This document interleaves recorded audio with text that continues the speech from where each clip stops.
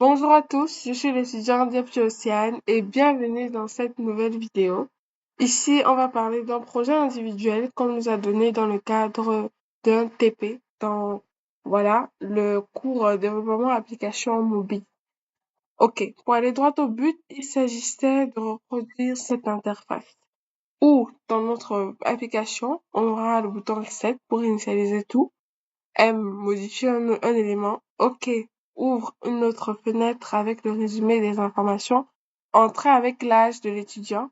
Sexe. Menu déroulant. Date. Type calendrier permettant à l'utilisateur de cliquer sur l'année, le mois et le jour. Donc, notre interface devait ressembler à ça. Et pour cela, nous avons utilisé un VS Code où on va programmer. Voilà, on va coder en React Native. Et aussi, nous allons également utiliser Node.js qui va nous permettre de nous connecter à notre serveur afin de pouvoir visualiser le projet sur Expogo, que ce soit sur Android et iOS. Pour cela, voilà, je vais directement sur Node.js où j'ai déjà programmé l'application. Et là, je vais vous expliquer terre à terre de quoi il s'agit et exactement à quoi correspond chaque ligne de code.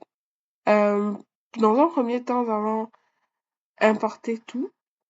Donc, on importe React pour créer un composant fonctionnel et voilà, utiliser useText pour gérer l'état des variables. Donc, c'est à ça que c'est notre première ligne de code. Ensuite, vous voyez, avec, grâce à JavaScript et tout. Donc, j'importe view, text input, button, style sheet, alert, touchable opacity. Donc, view, déjà, c'est pour, un conteneur pour organiser les éléments. Text, afficher le texte. Text input, c'est juste pour la zone de saisie de l'utilisateur. Button, bouton interactif. Style sheet permet d'utiliser les composants. Alerte déjà pour afficher des pop-up d'alerte. Et touchable opacity, c'est un bouton avec un effet visuel lorsqu'on clique, c'est tout. Donc, tout ça, on le fait from React Native. Ensuite, vous savez, vu que on a déjà d'autres éléments à mettre en jeu comme touchable opacity, alerte et tout le reste, on aura besoin d'importer. Déjà, j'ai importé Picker from React Native Picker. Euh, Ici, c'est pour importer un composant permettant de créer une liste déroulante dont on aura besoin pour le sexe, oui, donc soit féminin, soit masculin.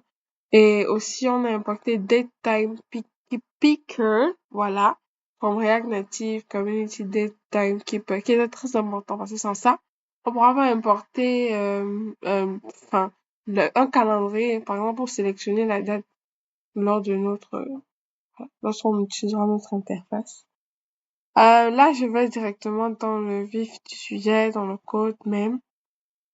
Vous voyez, là, on commence par compte bananas. Bananas, c'est voilà, le nom de mon component. Voilà. Donc, on commence d'abord par déclarer les états.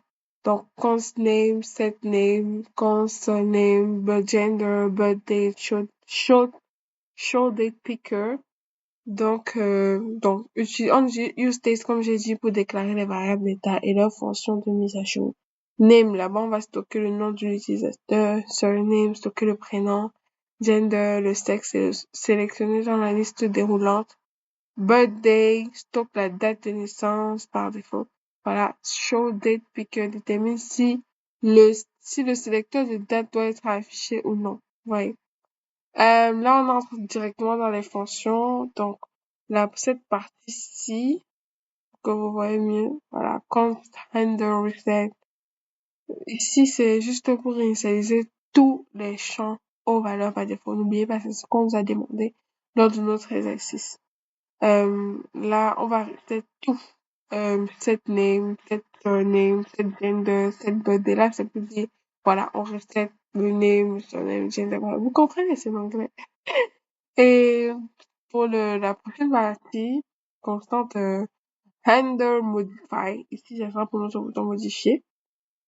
Donc, ici s'affiche une alerte informant que les champs voilà, on a été coupé. Donc, cette partie-ci là, déjà, ça nous allait être que, enfin, les champs peuvent être modifiés. Donc, c'est ça qui nous fait content de modify. Ensuite, handle OK. N'oublions pas que ce qu'on nous a demandé de faire vraiment sur le test. On voulait voir un bouton modifier M, recette R et OK. Ouais. Donc maintenant, pour can't handle OK, là, ça va nous faire un petit résumé. Donc, déjà, ça calcule l'âge de l'utilisateur à partir de sa naissance, de sa date de naissance. Et après ça, ça affiche un résumé des informations dans une lettre. Donc là, vous voyez, pour trouver l'âge, par exemple, si je choisis, je sais pas, là, quand c'est ton new date, get full year, moins le birthday, get full year. Ouais. Comme on calcule l'âge. Donc, si je suis née en 2004, là, nous sommes en 2024, donc, ça me donne le résultat. Et tout ça se retrouve directement dans le résumé des informations. Ça calcule directement l'âge. Pour la suite, là, le return qu'on voit, déjà ça, c'est la structure du rendu, physiquement aussi. Donc, on utilise View déjà pour englober tous les éléments de l'écran. Vous voyez. Donc, texte, style, mon projet. Lorsque vous allez mieux voir ça, je vais vous montrer les résultats. Donc là, c'est pour afficher le titre. Ensuite, pour le View style, style form, là, c'est juste pour qu'on n'ait pas à se répéter. Vous voyez, on a créé style form, un conteneur pour organiser, je sais pas, les styles. Ouais. Donc, view style form, conteneur pour organiser les champs de formulaire, par exemple. Euh, après, texte, nom, styles, input. Donc, même là, c'est comme un conteneur aussi pour mettre les styles des différents inputs. Comment expliquer? La chance, donc on a créé un champ pour saisir le nom, un champ pour saisir le prénom, et là au niveau du sexe, un champ pour saisir le sexe grâce à onValue string. Donc ici, ça nous permet maintenant d'avoir peut-être deux possibilités. Donc créer une liste déroulante là. Donc pour trouver le genre, liste déroulante pour sélectionner le sexe. Voilà. Donc après ça, pic, dans soit on aura le pic c'est pour effectivement sélectionner ceci. Pic, soit c'est un homme, soit c'est une femme. Ça, il y a que deux genres. Euh, et donc pour la suite, touchable opacity, voilà, bouton permettant d'afficher le sélecteur de date, affiche la date sélectionnée. Donc voilà, grâce à onPress show date picker.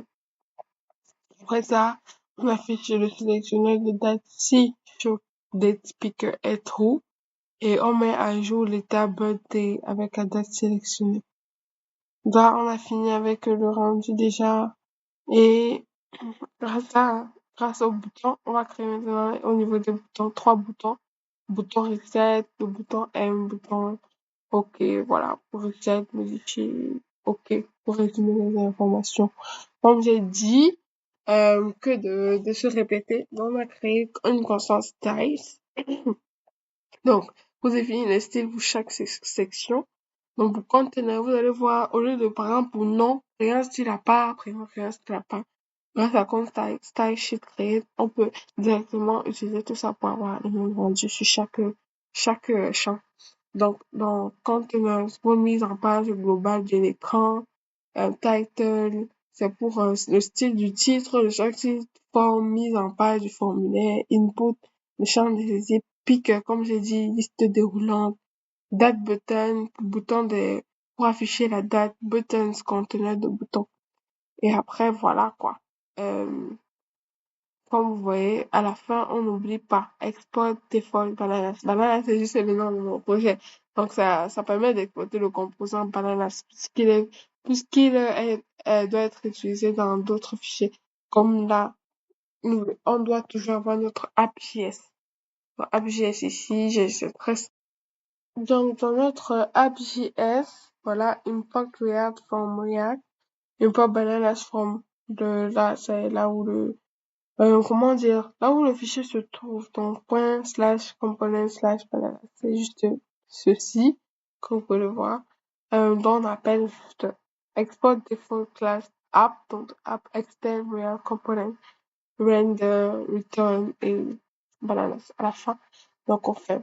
Maintenant, pour visualiser comment ça se passe, on n'oublie pas d'entrer dans notre, voilà, note. Vous allez juste en recherche, vous tapez, vous sélectionnez sur Node.js command prompt. Donc, dès que vous ouvrez ça, je vais directement aller au fichier. Donc, vous entrez CD React Native, ça c'est le fichier que j'ai créé. Ensuite, dans ce dossier, enfin, vous créez un autre fichier CD drop and drop. Ensuite, pour pouvoir faire démarrer le serveur, on utilise la commande npm start. Maintenant, n'oubliez pas, je reviens dessus ici. Lorsque vous téléchargez juste le VS Code là, vous pouvez utiliser la commande picker et datetime picker. Il faut impérativement télécharger ça. Donc, vous faites npm install reactive picker et pareil pour datetime picker. Ensuite, vous fermez votre VS Code, vous revenez. Et là, vous pourrez utiliser ces différentes portes. Donc, euh, lorsque vous êtes sur le serveur, là, après avoir lancé npm start, vous verrez un code QR apparaître. Donc, grâce à votre Expo Go, vous allez là, vous scannez le code et vous pourrez visualiser au fur et à mesure ce qui se passe dans votre code. Donc, lorsque vous évoluez, lorsque vous avancez, vous pouvez déjà le voir là. Et bon, même si vous voulez voir sur le web aussi, c'est possible. Donc, vous pressez juste W. Et comme j'ai dit, même pour voir sur le web, il faut lancer la commande. Je vais me le mettre en bas de description pour ceux qui veulent le voir sur le web. Ça, ce sont les petites erreurs qu'il y avait, je vais modifier. Et lorsque c'est ce qui se passe, vous vous rendez directement sur votre téléphone Expogo pour voir ce qui s'affiche. Donc souvent les erreurs vont apparaître ici sur votre sur votre terminal Note et soit vous visualisez directement sur votre téléphone. Donc moi j'ai fait un petit enregistrement d'écran parce que je voulais pas voir sur le web. Vu que quand j'ai fait installer Datetime, vu que apparemment il y a aussi pour Android et il y a aussi pour le web. Donc, je l'ai pas fait. Du coup, date ne va pas fonctionner. Donc, j'ai préféré directement vous montrer une capture d'écran de mon téléphone. Donc, allons-y. Donc, j'y vais directement. Donc, je vous lance ça. Voici le résultat du projet. Donc, voilà mon projet. Non, j'entre mon nom. Yepchui Bienvenue. Mon prénom, Océane Marie. Vous voyez comment le, les chansons ont la même taille, même style et tout. Mon sexe, la liste de Roland que vous avez vu, féminin ou masculin. J'ai coché féminin, of course. Ensuite, au niveau de la date, je mets ma date de naissance. Oui, je suis née en 2024. Et modification, donc reset, donc au niveau de OK, vous voyez comment ça résume tout. Reset, ça efface tout. M, voilà. Donc, merci beaucoup d'avoir vu cette vidéo, d'être allé jusqu'au bout. Voilà, n'hésitez pas à vous abonner et activer la cloche de notification. Merci et surtout, bonne journée à vous.